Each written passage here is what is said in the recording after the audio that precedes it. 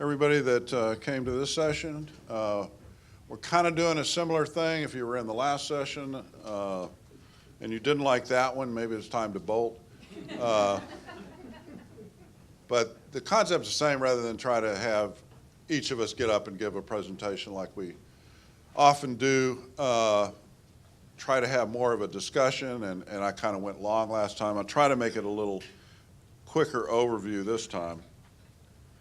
So we're talking about revenue credits in this panel, in this session.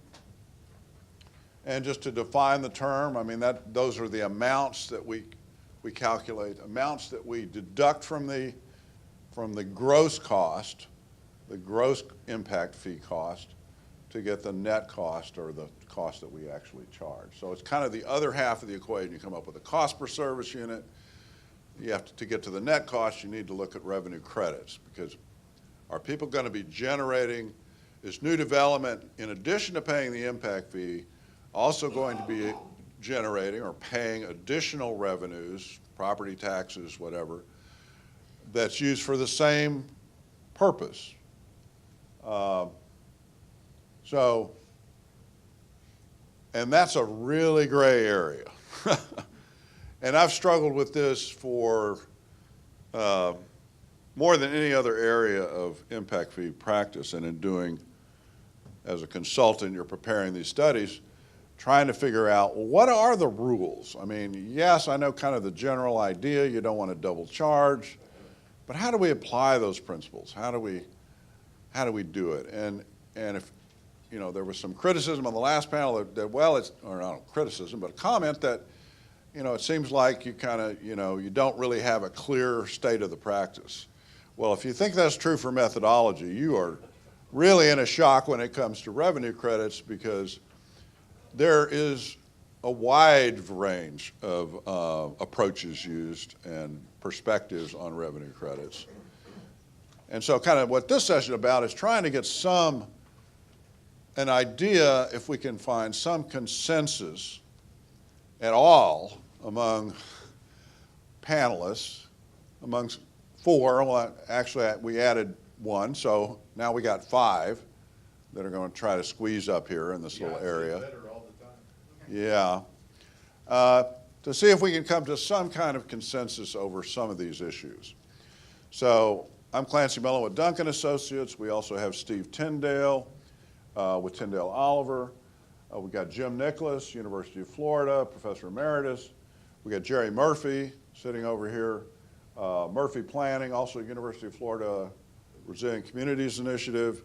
We got Bob Spencer from Urban Economics out in Oakland, California. So we got kind of a pretty diverse range. We got an attorney, a lawyer, okay. I don't know, practicing attorney. You're not a practicing attorney, are you? No, I'm still practicing, constantly practicing. You're practicing, okay. Yeah, okay. Well, all right, so let's just talk briefly about the legal framework. Once again, we got state enabling acts. And on the issue of revenue credits, they're all extremely vague. Many of them don't even mention it. You know, developer credits, yes, okay, you make a developer pay something and then you charge them an impact fee, you don't want to double charge there. But whether they're paying additional in terms of looking at their general taxation or other fees they might be paying, it's kind of all over the map, and what little guidance there is extremely vague. So you got your general case law principle, don't charge new developments for a higher level of service, don't double charge, okay. To me, the key for really, again, as with methodology, is the existing level of service. And one way one can conceptualize this, not always the case, Bob was arguing for you got to have some kind of measurable physical standards. You know, this monetizing the level of service is I don't know, too amorphous or something. But many times you don't have like clear standards that just aren't available. We've got fees in Florida for general government facilities. Well, what's the standard? I mean, those facilities, that's a pretty broad category. I mean, it may include public works yards. It may include actual buildings, so you could look at square feet, but you know, there's nothing that necessarily is going to tie all of those together. But ultimately, you come down to you're calculating a fee based on a cost. You know, it's monetized in the end. Whatever physical level of service you might use as your standard, when you're calculating the fee, that level of service we can think of as it's this much capital investment existing development has made, and new development should be on a par with that. And of course, we want to, the other thing is avoid double charging, but you can also really basically, I think, articulate this as just another way of expressing the level of service principle. You could say, as I would, new development pays fees for the existing level of service and should get credit for other tax revenues that will be used to provide that same level of service.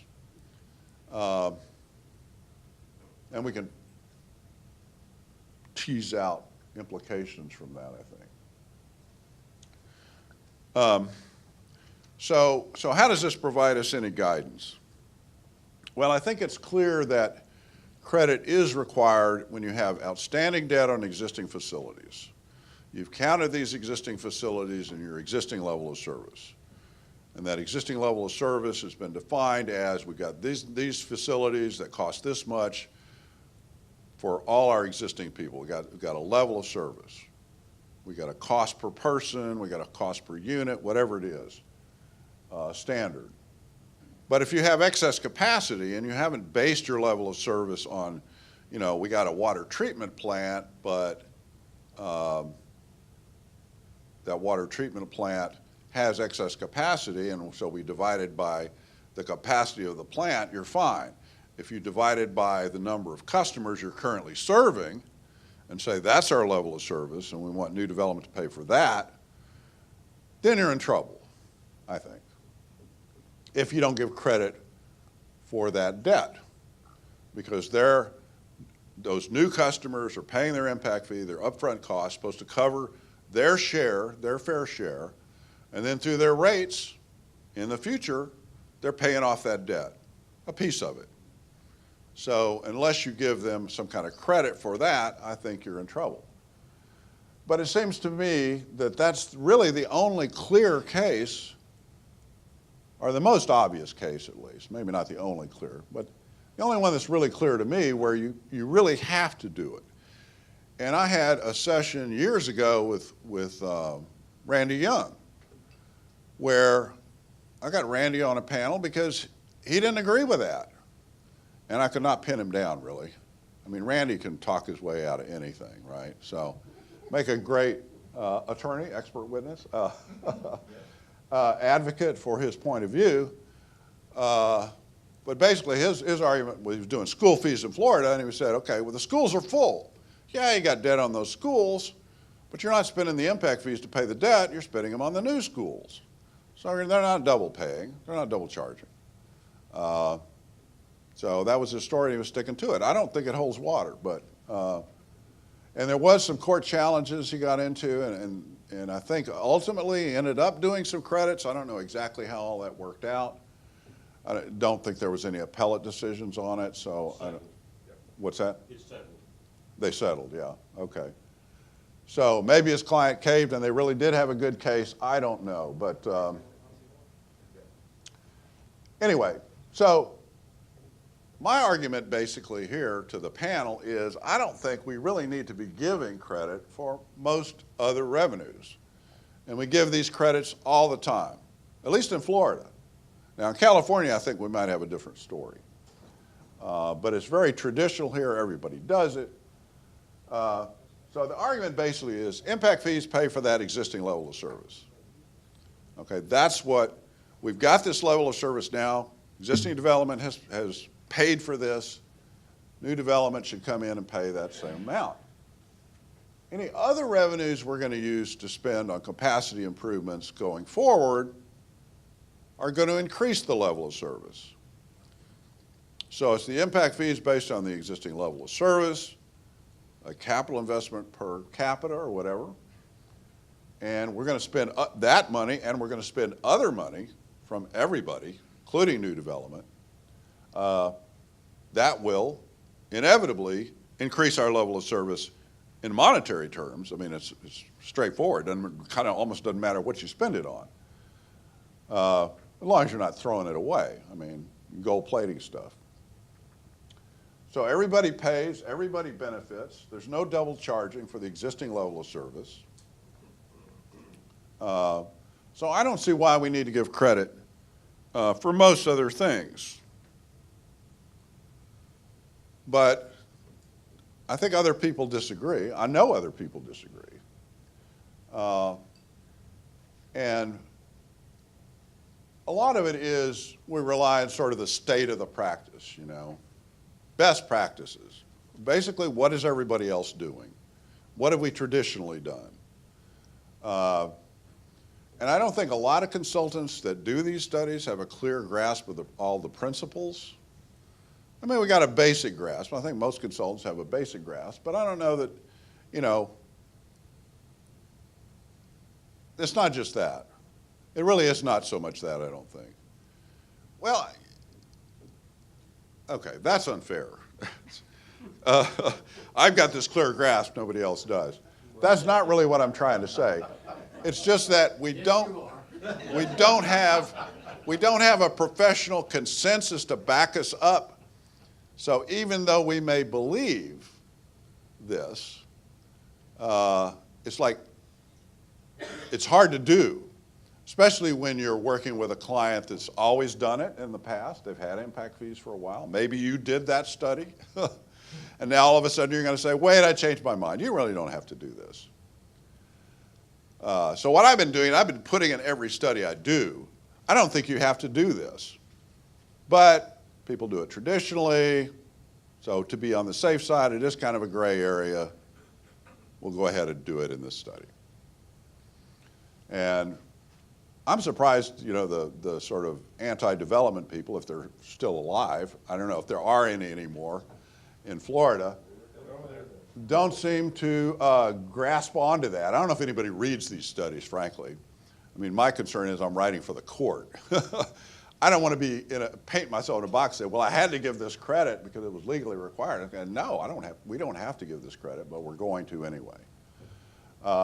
And consultants are often under pressure to calculate lower fees. I mean, I know. I've been there, you know. You're gonna do a study, you're gonna hand it off to a city council that does not want to hear that the fees should double. They don't want to hear it. In fact, you know, you may get the very clear message beforehand that they would rather have the fees go down. But they sure as hell don't want them going up double. So anyway, so that's just, you know, looking at the state of the practice of what everybody does is not really a guideline to what you really are required to do. And I think we should at least be clear in our studies on the consultant side, and I think the local government side that's running these projects insists that their consultants do make it clear that they don't have to do, that not everything you've got, everything you've done to lower the fees is really required. Okay, so credit dedicated funding. I mean, I held on to this for many years thinking this is the gold standard here. This is how we can determine. We don't want to give credit for everything. I mean, Lord, everything that gets generated, every tax payment that gets generated, well, new development is going to generate some of that in the future, and we spend some of that on capacity, and so we got to give credit for all of that. Makes it hard to ever raise the level of service, right? Well, yeah, even maintain it. So, but the trouble is, when you get down to it, you know, dedicated for what? You know, we say, well, it's dedicated revenues that have to be spent on growth-related capacity improvements. Well, there aren't very many sources of taxation that have that requirement. I mean, you can spend it on you can spend gas tax money on operations, right? It's not required. Grant money is a little different, you know. I mean, grants are kind of this weird area. I mean, that's not really something that's directly being generated by new development, but, you know, communities that are growing tend to get grants, and if, to a certain extent, the new development gets credit for that, et cetera, et cetera.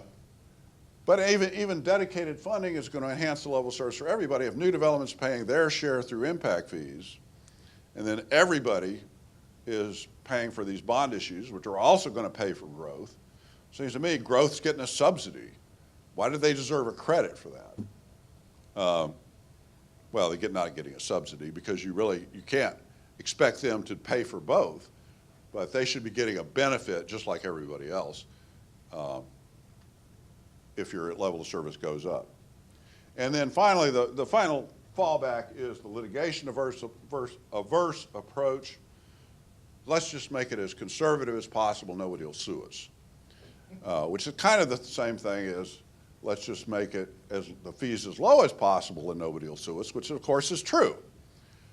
Maybe no, you might still get sued. You might still get sued, but much less likely the lower your fees are. So it's, and it, you know, could keep you out of court, I guess. So basically that approach, you give credit for anything that's even partially, any funding source is even partially used for capacity expanding improvements.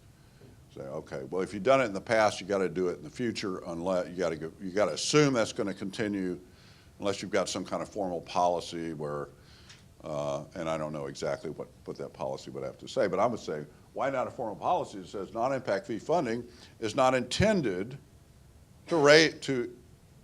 is intended to raise the level of service, not to substitute for paying for growth, but raise the level of service for all. Okay. Just like last session, I'm afraid I'm going on longer than I should. Okay, but one other thing. Funding for waivers and deficiencies is an area where I've sort of recently turned a corner in my thinking because, I mean, what we've always said is, I mean, it's hard enough to get communities not to do special, you know, exempt, you know, this, waive fees, reduce fees here, but at least get them to pay for it. I mean, and often that's hard to get that done as well. But if they could replenish the impact fee fund in a sense that sort of keeps the impact fee fund whole, you can actually provide the level of service that new development is paying for through the impact fee expenditures.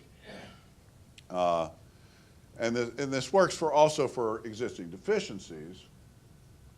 That way you got to fund the deficiencies from another funding source. But my contention now, I mean, what I'm really thinking now is that's not enough. I mean, even if you get them to fund it, who's paying? I mean, unless you got the money cash on hand that's been generated by existing development, new development's generating that funding, part of that funding. And so they should get a credit. Now for ad hoc exemption, ad hoc waivers, it'd be very difficult to calculate in a revenue credit for that because you have no idea what's going to happen. Although you could say, okay, yeah, you know, we'll have a waiver provision, but it's got to be funded, and we're going to assume it's got to be capped. We're going to assume, you know, this many, we're going to give a credit for that, and so I guess you could do it. But if you're going to do something that's built into the fee schedule, like I've seen some fees in Florida where, okay, the community is going to buy it, and I've seen this elsewhere too. So and I think one of my clients in Arizona had a previous study was done, and that, well, I don't know if it was based on the study, but they were basically buying down the fees for retail. So retail was paying a much lower fee than had been calculated, and they were funding it. But I think, you know, that really is not, it's not good enough just to fund it. Because new development's paying a portion of that, so they're paying their impact fee, they're paying for their share, they're paying for the guys that aren't going to pay impact fees because they're getting exempted. So I think they're being overcharged. I think you make the same argument as you can with deficiencies, which I think is even clearer. So with deficiencies, same rationale. I think new development's going to generate some of that funding that's fixing the deficiency, especially if you bond it, and it's going to be a long-term payout. All right, enough of that. Okay. So one other thing I just want to briefly touch on, and I don't think we'll talk about this much. I mean, the typical approach that we use is we calculate a credit based on what new development's going to generate. But kind of an old way to look at that, or an old way to talk about that, was impact fees fund the shortfall. So we identify all the costs, all the improvements we're going to need to make. We got some funding sources. We take all of those out. What's the shortfall? And people still talk about funding the shortfall as if that's what we really do, but seldom do we actually do that. I just wanted to mention that. Okay, so when is credit required? Outstanding debt for an existing facilities, I think definitely yes, but we'll see what our panel says. We've got some Randy Young supporters in there maybe. Grant funding, dedicated local funding earmarked for growth projects, so that would be like a sales tax that's for this, and this project only. That's about as dedicated as you can get. But what about when you get beyond that?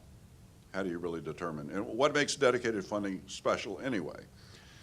Earmarked local funding like a gas tax, which we typically always give credit for. All capacity funding, as the litigation averse supporters would say. Funding used for deficiencies or for waivers. Past property tax payments on vacant land. We have 6 states that the Enabling Act actually says they're supposed to get credit. So anyway, those are questions for the panel, and I think we'll, oh, that actually blanked out. Good. It terminated your speech. Good. All right, so let's try to squeeze everybody up here and see if we can get some counterpoints. I'd like to make a couple comments first. 30 years ago, I did a study, and I think the best way to talk about this is experiences and actual events. I did a study. I took the urban area of a city, and the fees were higher than the suburban area because the suburban area had more capacity and it was cheaper for transportation. And we had a fee schedule that was backwards from what you think of now. And after about 5 years thinking about it, I did costs, I did the credits, and I did the standard stuff. But the urban area is growing at about 0.25%, and the suburban area is growing about 10%. And all the cash was coming out of the urban area, and there's no differential in the credits between the suburban area and the urban area. I said, I'll never do that again. And so I said, there's more than 3 legs to the stool. We've got cost, we got the developer's credit, we got the level of service, and the demand. What we're missing is that second credit. Makes no sense.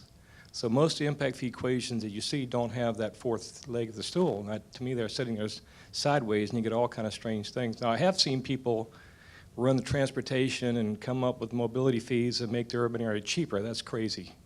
The urban area doesn't get the capacity. It's very expensive. And if you're going to have a cheaper fee in the urban area, it's because of the revenues and increased congestion, period. Been doing it for 30 years. So we created an economic growth model. And the 4th leg is critical to the impact fee to make these aren't my opinion, whatever. Now, usually what happens if we're working with a technical group, it takes 3 one-hour sessions to go through the second credit, geographic, by location, and it takes 3 one-hour sessions with the elected officials, and they finally say, we get it. If we're going slow, we got some money and we can absorb some growth, and if we're going fast, we can't absorb that growth, and the model, the impact fee model, deals with level service and rates of growth. So it's my opinion that for about 25 years, we had an equation that we keep asking these questions about, and we missed the 4th leg of the equation, which is level service and growth. And the rate of growth is huge when it comes to your ability to absorb growth. Now, Florida was growing at 7 or 8% a year in the 50s, 60s, and 70s. It's got a tax base, a population base. We're still getting 200,000 to 300,000 people, but we're growing at 1.5%, not 7. And we're growing at 1.5% not because people aren't coming, it's because we got a larger tax base. And that larger tax base is able to absorb the process. So, one example is having fees and having one credit countywide when you have a tax base sitting somewhere that can be used and you don't have a tax base. The second one that hit me was the schools. And the three most expensive fees we have, which is about 75% of the assets, is transportation, schools, and parks. All the fights are over transportation and schools. I've got one school fee right now at about $11,000. A lot of my transportation fees run 6 or 7, and the rest of them run 500. We went into the school system and we had a county growing slowly, had 0.25 students per household, and a huge income per home. Working in another county, they got 0.45 students per household, very expensive, and they're growing at 2.5%. And for some reason, the county that's growing fast, and a lot of students, and that rate of growth is having a lot more problems than that county that had good income per person and low demand. You put that in the equation and you start back solving, and the county that has a fast growth rate and high demand ends up having to charge fees higher than the county that has a lower growth rate, lower demand, and reasonable cost. So if you don't have a little model with that fourth leg in it, we're going to have a conversation here probably for an hour about the policy. All right, Steve, you kind of lost me there. On what? Well, I think you kind of lost all of us. Well, what's the fourth leg? In a nutshell? The fourth leg is the rate of growth. Rate of growth. And I can tell you, we got a map showing the state of Florida. Every county in the state of Florida that's growing at less than 0.7% doesn't have an impact fee. Every county that's growing at 1.5% has an impact fee, and they say impact fees create growth. That's not true. Growth creates impact fees. And that's when you need them. Yeah. Okay. So basically, and I told you, it usually takes about 3 one-hour sessions with a model, and they do the testing. Increase the level of service, allow it to go up, reduce the growth rate, and then we put equivalent residential units, and we buy it down, and the more money we buy down, the level of service changes. So I don't think it's a question of what you want to do or don't want to do or what your opinion is.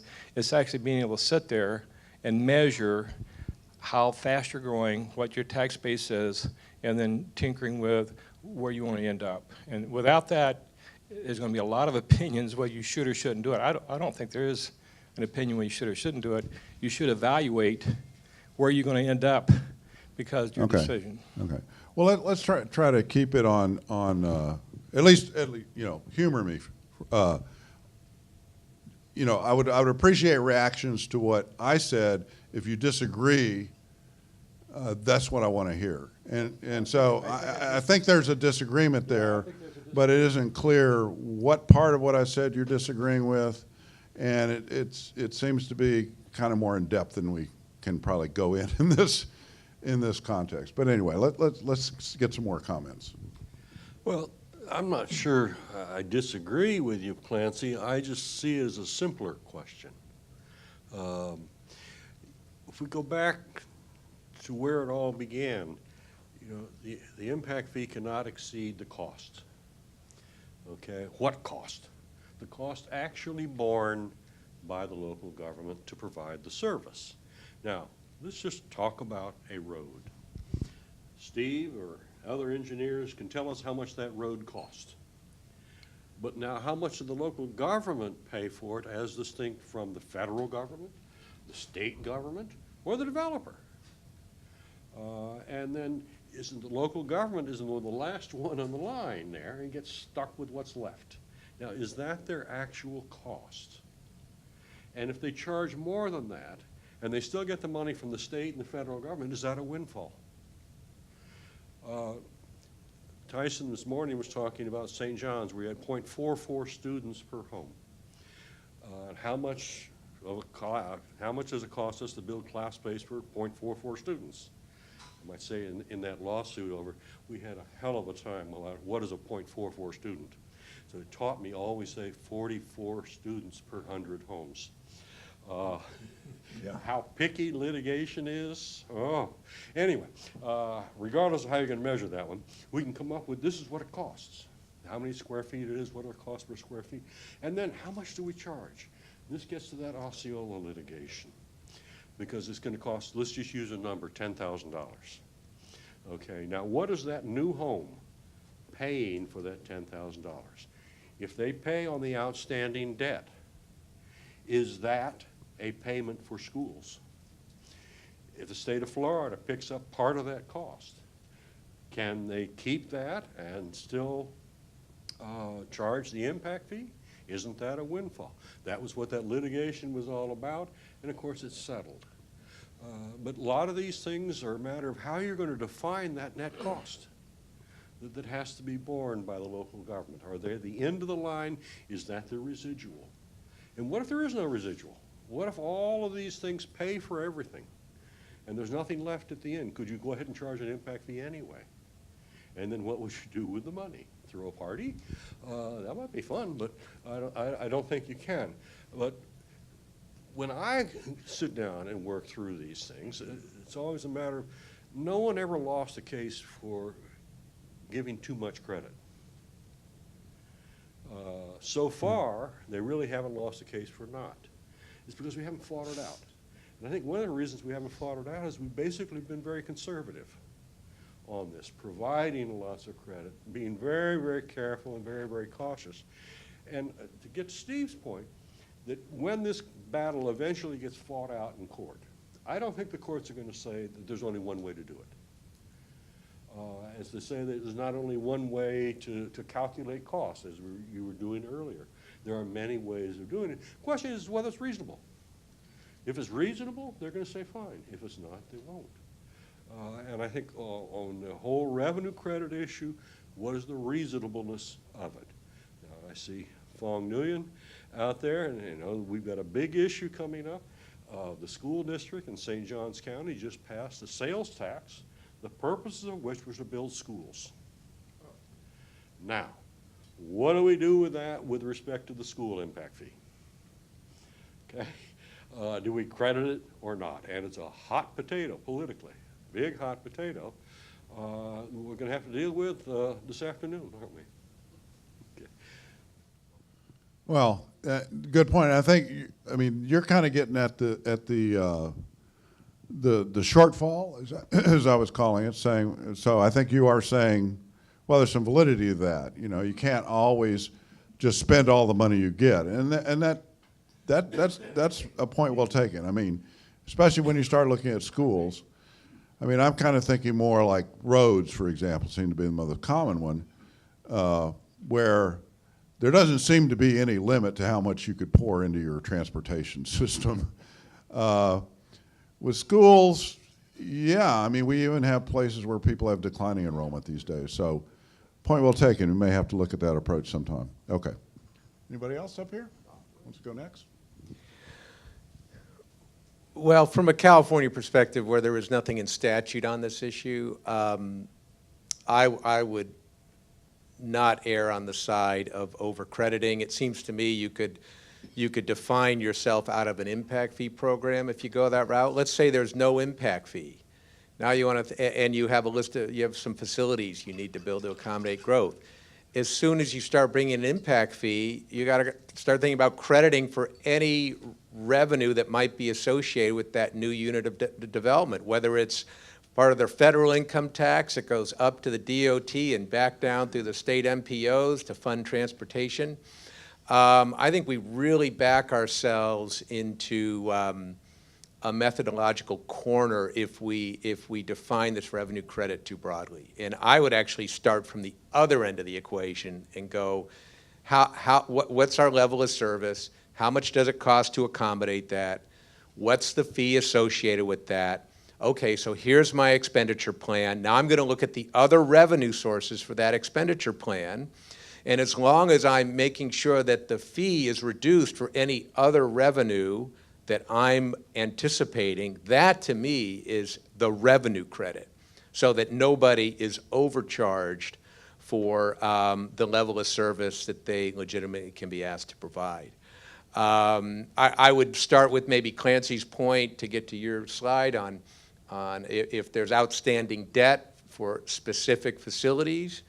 Okay, I think there's places where you might want to start considering a revenue credit, but I wouldn't go much further. I wouldn't go any further than that. Gas tax, I don't care if the gas tax can be used for the exact same facilities that the fee is paying for. The gas tax can be used for a wide range of facilities. And in California, I'll end with this. The attorneys I talk to, they make a very clear distinction between taxes and fees. A tax is available to a jurisdiction to use based on its policy decisions.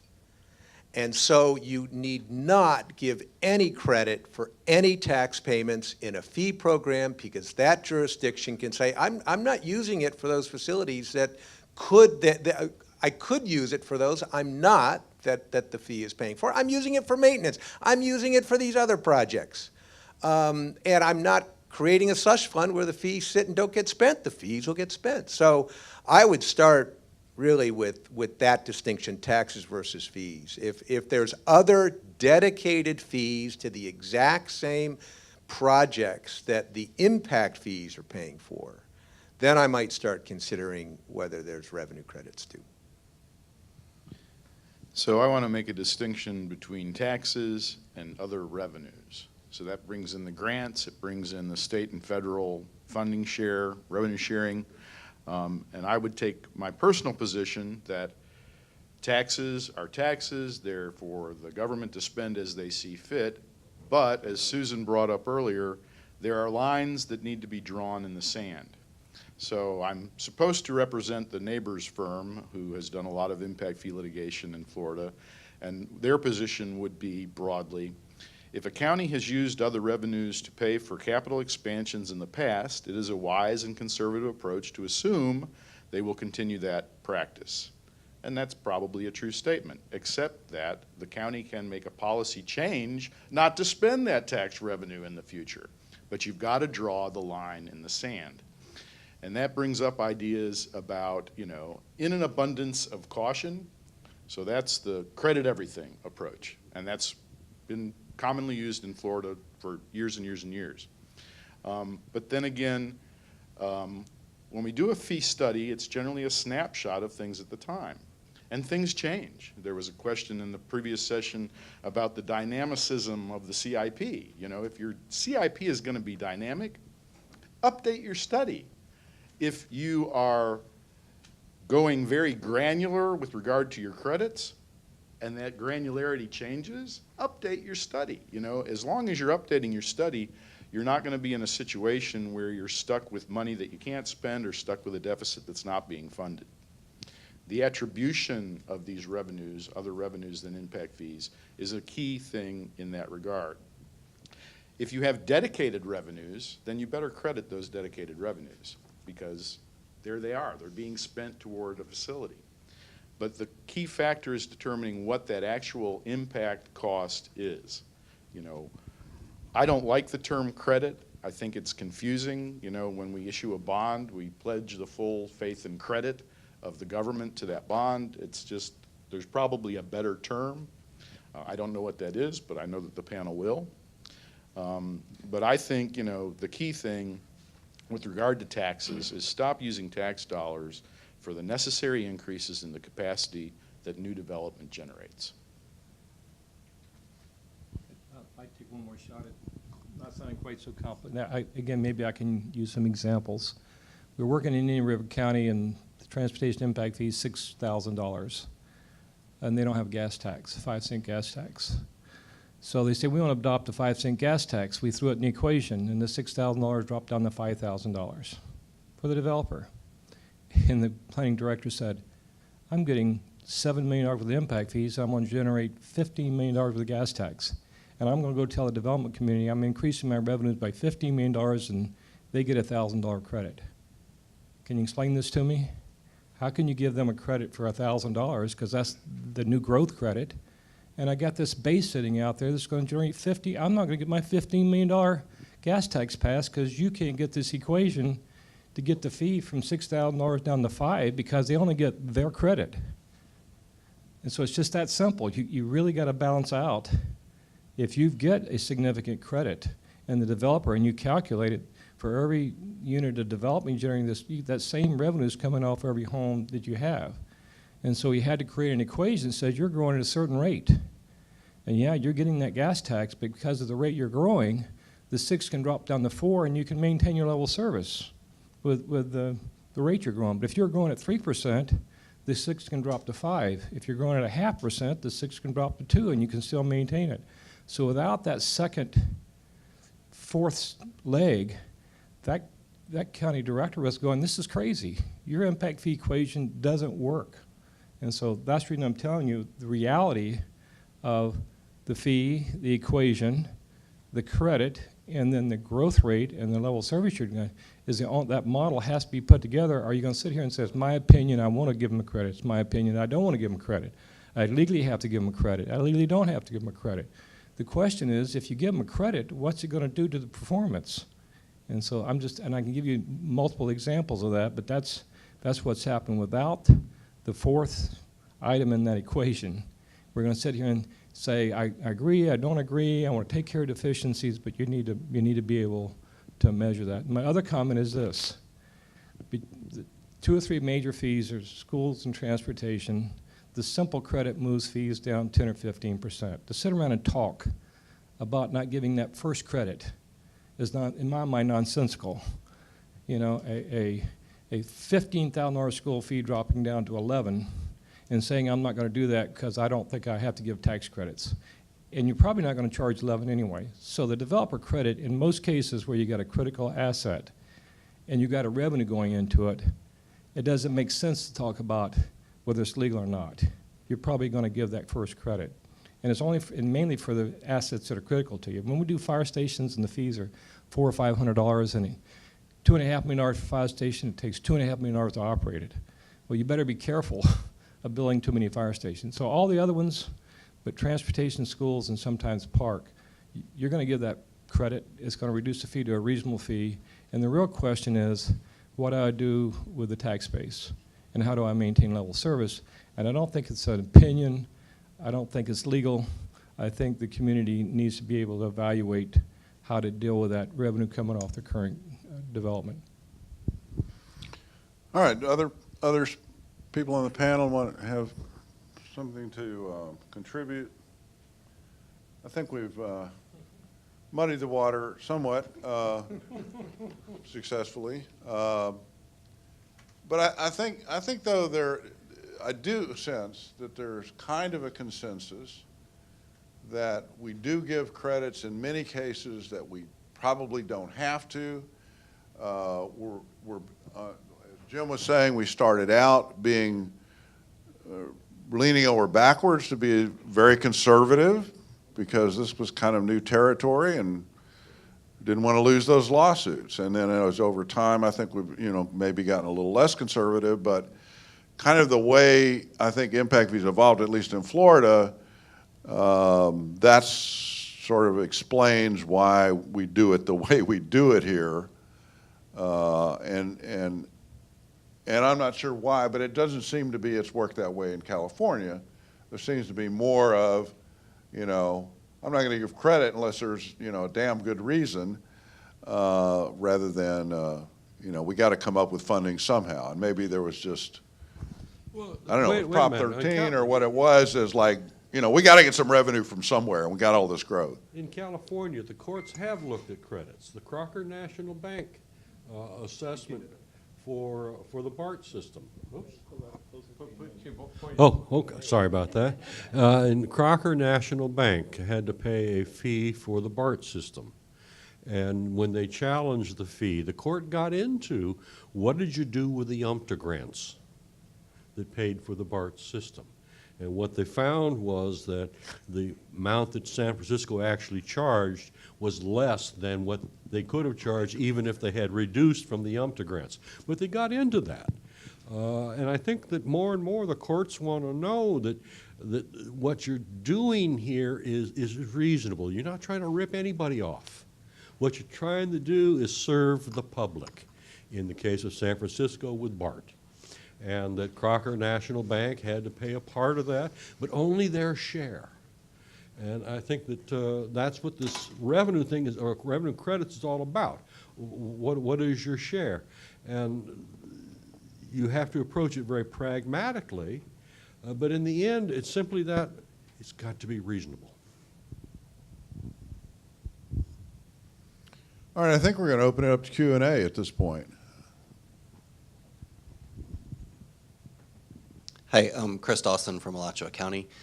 We have fire and parks impact fees both in addition to transportation. And for me, the transportation one is really cloudy, but parks and fire seem to be really clear about revenue sources that you might use as a credit. We recently adopted a local referendum for a sales tax, a surtax for parks, partially for parks. And then we also transitioned from an OSTU to a fire assessment, and we're planning to build a bunch of fire stations, so which are not necessarily increasing the level of service, but because of how we've changed our service area, we require new fire stations. You have thoughts on how? I mean, that's kind of what you've been talking about, is this idea that we're enhancing the level of service through these things. Are those still credits that you need to issue against or account for in your impact fees? The question should be asked. What the answer would be, I don't know. Fire is really interesting. We do fire master planning, and fire. If you don't get somewhere in 6 minutes, somebody dies, and if you don't get somewhere in 7 minutes, there's flashover. None of that's in the impact fees. So when you say the level of service is there, so when we do fire studies, the average in Florida is 10,000 people per station, and that's political. Every time you get 6,000 to 10,000 people, and the response time is 12 or 15 minutes, you get enough people that you get a fire station. So the fire fees are not really tied to the response time, which is the quality of service. They're tied to asset per person.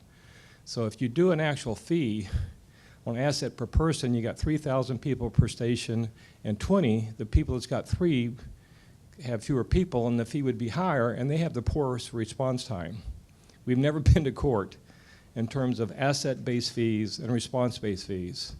So when you bring up the fire, it's a really interesting thing that I don't think. And because the fees are only $400 or $500, I don't think we're ever going to get sued. But the reality is, what's happening to you, you get in suburban areas, you get 3,000 or 4,000 people, you have to build a fire station, and you don't have enough people. A fire station can handle 30,000 people and only have about 3,000 calls. So when you talk about fires and impact fees versus assessments, it's really an interesting process. What we recommend is to set up a CDD or something to where, as the number of units, homes come up, that CDD can pay for the fire station rather than a fee. But that's much easier to do than trying to say, you only got a 15-minute response time, you're paying a $2,000 fee. These people got a 6-minute response time, they're paying a $500 fee because there's 30,000 people per station. So the whole fire one's an interesting fee versus response time versus an asset-based fee. And almost all the Florida fees are either population-based or gross call base. None of the fees in Florida are based on meeting a level of service in terms of the critical response time. Well, I don't know if that addressed your question. I mean, you were talking about enhancing the level. I think it did. I mean, it really gets down to, how do we define level of service? Are you going to define it in response time? Are you going to define it in terms of some kind of ratio? I mean, it seems like if you're spending a bunch of money on stations, that would increase the level, enhance the level of service, but unless you're having to relocate them, which often is the case, right? The stations where they are not properly located. Yeah, well, I mean, I think the main thing is that maybe our level of service is calculated differently between our impact fee and our master plan. So our master plan, like Right. you were saying, looks at response time, whereas our impact fee is the level of service in our impact fee is, I think, in ours, it's consumption based. Right. So I'm sure it's an asset. So, And then talk about how to tie them together. right, and so that's the problem. And they made some attempt in our fire assessment to credit the impact fees against the fire assessment, but I think it has to work the other way somehow. Okay. And we're building a whole bunch of new fire stations because okay. of Well, lots of things. But now I'm sort of seeing the connection between revenue credits, that you're trying to make. Did you have a point? Well, I want to clarify. To me, it comes down to, when you talk about an assessment, what is this a assessment paid by all existing and new development? Yeah, so it's a special assessment district. It's similar to an MSBU basically. So it's not based on property value. It's based on the property itself. So Yeah, and it's, okay, so it's assessment on on everybody, existing everybody. and new. Yeah. Yeah, yeah. Okay, then, given that it's a ubiquitous charge, everybody pays it, I would think it's just a matter of making sure that you're not overcharging development for the total cost. And yeah, you do have to, I agree that this distinction between response time level of service and a asset or per capita, square feet per capita level of service is a challenge. Totally agree on that. I think you're going to end up back in the asset-based level of service calculation. So you start with that. How many square feet per capita of station space do we have now existing? Where do we want to be at the end of our master plan? Okay, and it's back to the earlier discussion of the prior session. If that square feet per capita is going up, well, that means we're improving the level of service. And so new development can only pay for that existing level, and I wouldn't get into credits for the assessment. Everybody's paying the assessment. The assessment's being used for whatever the government wants to use it for in order to improve or maintain the level of service. So as long as you're not overcharging and over-collecting on that master plan, and you're being conscious of your existing square feet per capita, I think you'll stay on the right side of certainly. Well, Nevada law, I'm not as familiar with that statute, so I won't tread into legal territory of which I'm not familiar with. So on gas tax credits, that's pretty straightforward because it's across the board. Let's say take a county, you take the average of all the transportation improvements and you give the credit across the board. But when you have a dedicated funding source, a one-time dedicated funding source, and you have a zonal structure, how do you calculate what the credit is for a specific improvement in a specific zone that obviously doesn't apply throughout the county? Well, that's interesting, yeah. I mean, most of our funding sources are countywide or citywide funding source. Everybody pays.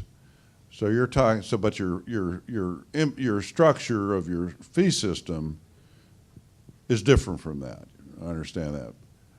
But it seems like it'd be the same sort of calculation you would do if you're doing a revenue credit. Now, so what's the dedicated funding source? It's general revenue. No.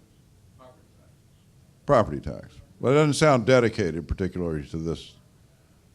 Well, typically we don't use general revenue for transportation improvements.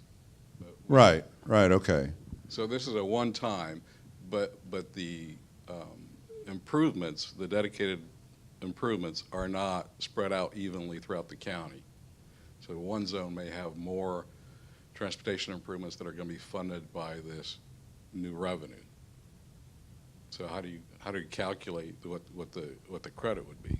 In 1989, I did an impact fee. We had benefit districts and we had fee districts. One's a fee and one's a benefit. They don't match. They don't have to match. And your question really gets to the heart of what was going on. So we had a countywide credit, and yet we had a district that had a differential in cost. So everybody got the same credit, and yet the urban districts had a higher cost in the fee district. And again, and so I think what you're saying is if you want to give credit to where the revenue is coming from versus where you're spending it.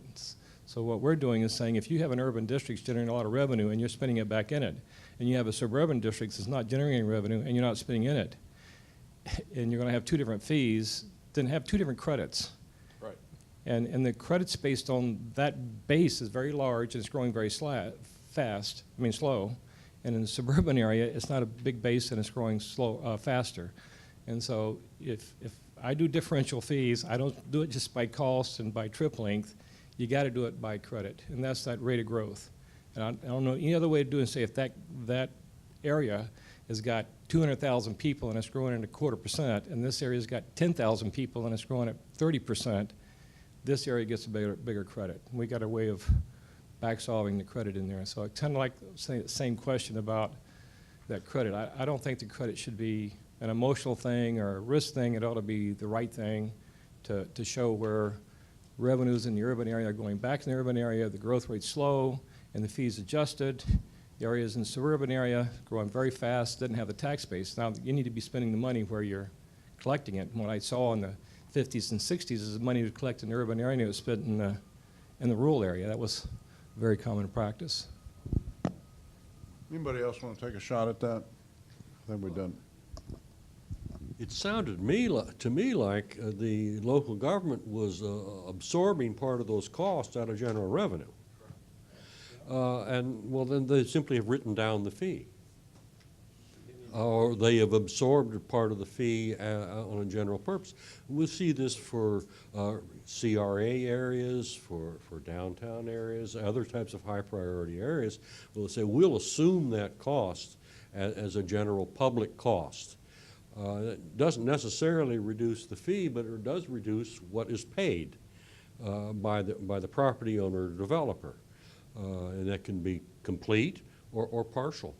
But we see, especially in economic development, they either waive the fees, which they probably shouldn't do, or pay the fee out of other revenues, commonly out of general revenue. I guess what's challenging about this conversation to me, and I think your question highlights it, if you're using general tax revenues in this case, is I feel like we're talking about two different things and we're not being clear about the difference.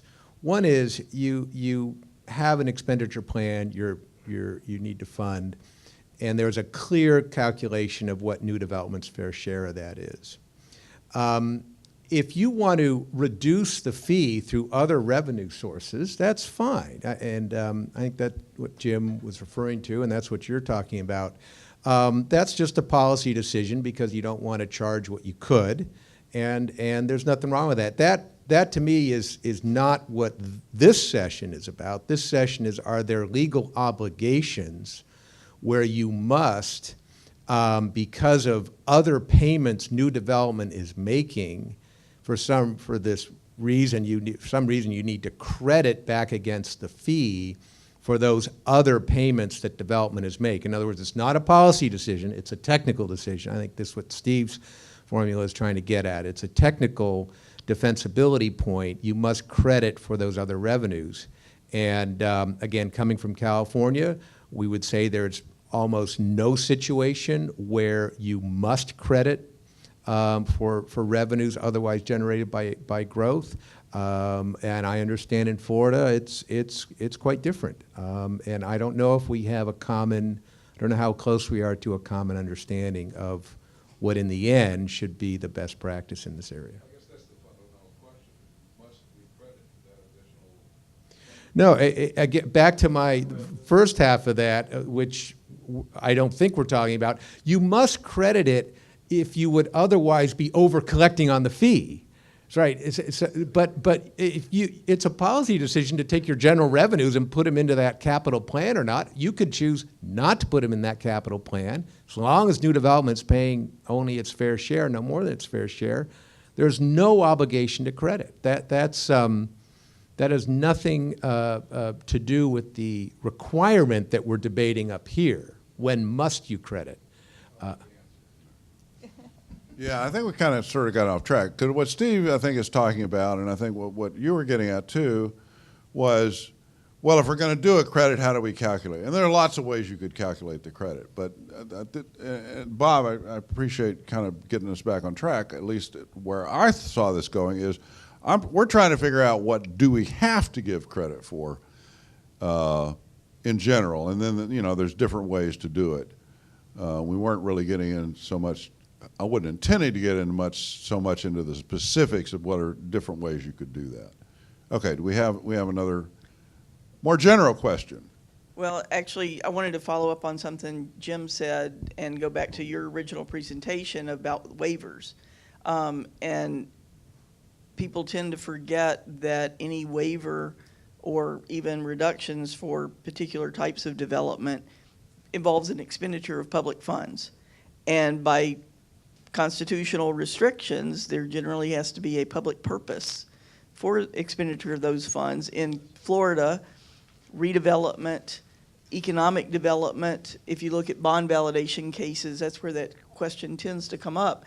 Those are okay. So if you can hook what you're trying to do onto one of those umbrellas, there's some things you can do. But I think you really get into trouble if you don't make the money up from, from some other thing. And just as a example of something we did in Sarasota County, an impact fee mitigation fund, everybody always thinks, oh, well, you build, industrial development or an office park or something like that, and it's going to more than pay for itself quickly. And what we found was if they'd qualified by a certain number of jobs and square footage and increase in value and all this, there's a matrix. And they found that typically to repay the impact fees mitigated on those developments, the payback was 30 years and longer. So the program sort of died its own death because it was supposed to fund itself. And so everybody thinks that the payoff in property taxes is huge, and in some very specific as-applied situations, it doesn't work out. So Well, you're bringing up so where do you stand on the funding waivers? Do we need to give credit for that? Jerry, where are you running with the microphone? Oh, you're having a conversation? I thought it was Yes. Q&A. Yeah, I was asking her a follow-up question. you're mixing waivers and credits then. I was just raising the issue about if you're waiving or reducing impact fees for a particular development, or like say you want to enhance, retail. I think Jim or somebody mentioned that. Then if you can hook that to a purpose that has a sufficient public purpose to allow expenditure of public funds, I think you've got to make it up through some other funds.